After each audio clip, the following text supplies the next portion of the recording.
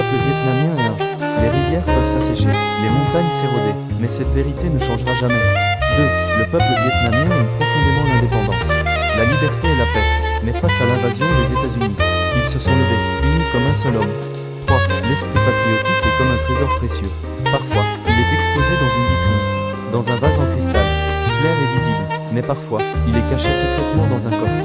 Notre devoir est de faire en sorte que ces trésors cachés soient exposés. C'est-à-dire qu'il faut expliquer, propager, organiser, diriger, pour que l'esprit patriotique de chacun soit mis en pratique dans les actions patriotiques et la résistance. 4. Nos compatriotes, femmes comme hommes, jeunes comme vieux, jusqu'aux enfants, tous aiment passionnément leur pays. Tous sont enthousiastes pour la résistance. Tous ont le courage de combattre l'ennemi. 5. Le Vietnam a le droit de jouir de la liberté et de l'indépendance. Et en réalité, il est devenu un pays libre et indépendant. Tout le peuple vietnamien est déterminé à mobiliser tout son esprit, sa force, son énergie et ses ressources pour préserver cette indépendance et cette liberté. 6. Même s'il faut brûler toute la chaîne de Truong-Son, nous devons gagner l'indépendance. 7. Nous préférons tout sacrifier plutôt que de perdre notre pays, plutôt que de devenir des esclaves. 8. Qui fait la révolution? Le peuple. Qui a gagné la résistance? Tout le peuple. Alors maintenant, si nous voulons avoir assez d'eau, si nous voulons réguler l'eau, c'est aussi au peuple de faire les travaux hydrauliques.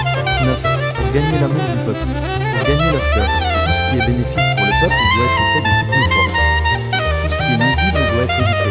Il faut résoudre tous les problèmes, aussi difficiles soient-ils, surtout ceux qui concernent la vie du peuple. Il faut accepter les plaintes, juger les affaires chaque fois qu'elles sont présentées. Il faut prendre soin des victimes de manière attentive. Il faut éradiquer l'analphabétisme. En résumé, tout ce qui peut améliorer la vie matérielle et spirituelle du peuple doit retenir notre attention particulière. 10. Tout travailleur, aussi intelligent soit-il, peut parfois commettre des erreurs. Seuls ceux qui ne font rien ne commettent pas d'erreurs. Mais il vaut mieux travailler et commettre des erreurs que de rester les bras croisés